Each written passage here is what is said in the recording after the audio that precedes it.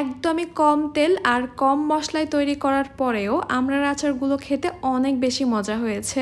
আসসালামু আলাইকুম everyone, welcome to Apsara's mini kitchen. আজকে তৈরি করব আমি আমড়ার টক ঝাল মিষ্টি আচার। বাজারে এখন প্রচুর পরিমাণে আমড়া পাওয়া যাচ্ছে। আমড়া শেষ হওয়ার আগে আপনারা চাইলে এভাবে আচার তৈরি করে সংরক্ষণ করে রাখতে পারেন দীর্ঘদিনের জন্য। একদমই সহজভাবে তৈরি করার চেষ্টা করেছি, আশা করছি আপনাদের কাছে ভালো লাগবে। তাহলে আর কথা না বাড়িয়ে আমি রেসিপিতে চলে যাচ্ছি। আজকে আমড়ার আচার তৈরি করার জন্য আমি এখানে নিচ্ছি 1 কেজি আমড়া। আমড়ার পরিমাণটা কিন্তু আপনারা আপনাদের প্রয়োজন অনুযায়ী বাড়িয়ে বা কমিয়ে নিতে পারেন। আমরা যদি বাড়িয়ে নেন তাহলে তেল মশলার পরিমাণটা আরো বাড়িয়ে নিতে হবে, পার্থক্য এইটুকুই। সবগুলো আমড়া থেকে আমি খোসাটা ছাড়িয়ে নিয়েছি। এবার আমি একটা নাইফ দিয়ে আমড়ার গায়ে দাগ কেটে নিব। একটু গভীরভাবে কেটে নিতে হবে যেন তেল মশলাটা আমড়ার মধ্যে ঢুকতে পারে। এরপর এগুলোকে 2-3 বার পানি পরিবর্তন করে খুব ভালোভাবে ধুয়ে পরিষ্কার করে নিয়ে পানিটাকে ঝরিয়ে নিতে হবে। এবার এখানে দিয়ে দিচ্ছি আমি 1 চা চামচ লাল মরিচের গুঁড়া, দিয়ে দিচ্ছি 1/2 চা চামচ হলুদ গুঁড়া, লবণ দিয়ে দিচ্ছি 1/2 চা চামচ। লবণ মরিচ হলুদ দিয়ে এখন আমি আমড়াগুলোকে খুব ভালোভাবে মাখিয়ে নিব। আমড়ার আচারের কালারটা সুন্দর হওয়ার জন্য কিন্তু এই স্টেপটা অবশ্যই ফলো করতে হবে, এটা একদমই স্কিপ করা যাবে না। সব কিছু যখন ভালোভাবে মাখিয়ে নেওয়া হয়ে যাবে তখন আমি এই আমড়াগুলোকে একটা প্যানে নিয়ে নিচ্ছি। এবার আমি এখানে মিষ্টির জন্য দিয়ে দিচ্ছি 1 কাপ চিনি। 1 কাপ চিনিতে যদি আপনাদের কাছে কম বেশি মনে হয় তাহলে আপনারা আপনাদের টেস্ট অনুযায়ী বাড়িয়ে কমিয়ে অ্যাডজাস্ট করতে পারবেন। আমি কিন্তু এখানে আলাদা করে কোনো পানি দিব না, চিনিটা কিন্তু একাই গলতে থাকবে আর পানি ছড়াতে থাকবে। আর চিনি থেকে যে পানিটা বের হবে আমি ওই পানিতেই আমড়াগুলোকে সিদ্ধ করব। যেহেতু আমড়াটা টক তাই ভয় পাওয়ার কোনো কারণ নেই, চিনিগুলো পুড়ে যাবে না বা ক্যারামেলও হয়ে যাবে না। চিনির এই পানির মধ্যেই কিন্তু আমড়াটা খুব সুন্দরভাবে সিদ্ধ হয়ে যাবে। আলাদা করে এখানে আর কোনো পানি অ্যাড করতে হবে না। চিনিটা যখন ভালোভাবে গলে গিয়ে অনেকটাই পানি ছড়াবে তখন আমি একটা ঢাকনা দিয়ে ঢেকে দিব 10 মিনিটের জন্য। এই 10 মিনিটেই আমড়াগুলো খুব ভালোভাবে সিদ্ধ হয়ে যাবে। আর আমি বেশ অনেকবার করে ঢাকনা তুলে নেড়ে চেড়ে দিয়েছি।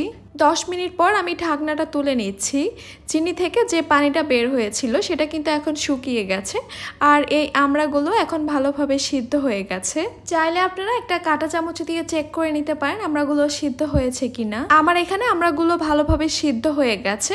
এবার আমি চুলাটাকে অফ করে দিচ্ছি। এই আমড়াগুলোকে আমি একটা সাইডে সরিয়ে রেখে দিচ্ছি।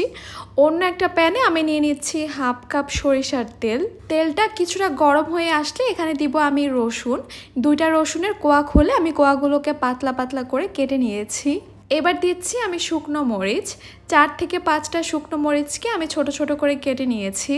দিচ্ছি একটা তেজপাতা, তেজপাতাটাকেও আমি ছোট ছোট করে কেটে নিয়েছি। এবার এগুলোকে আমি তেলের সঙ্গে কিছুক্ষণের জন্য ভেজে নিব, খুব সুন্দর একটা ফ্লেভার আসা পর্যন্ত। এবার দিয়ে দিচ্ছি এখানে আমি সরিষা বাটা 1 টেবিল চামচ। আবারও আমি সব কিছুকে ভেজে নিচ্ছি সরিষার কাঁচা ভাবটা দূর হয়ে যাওয়া পর্যন্ত। আজকের আচারটা যেহেতু টক ঝাল মিষ্টি তাই ঝালের জন্য আমি এখানে আরও 2 চা চামচ লাল মরিচ দিয়ে দিচ্ছি।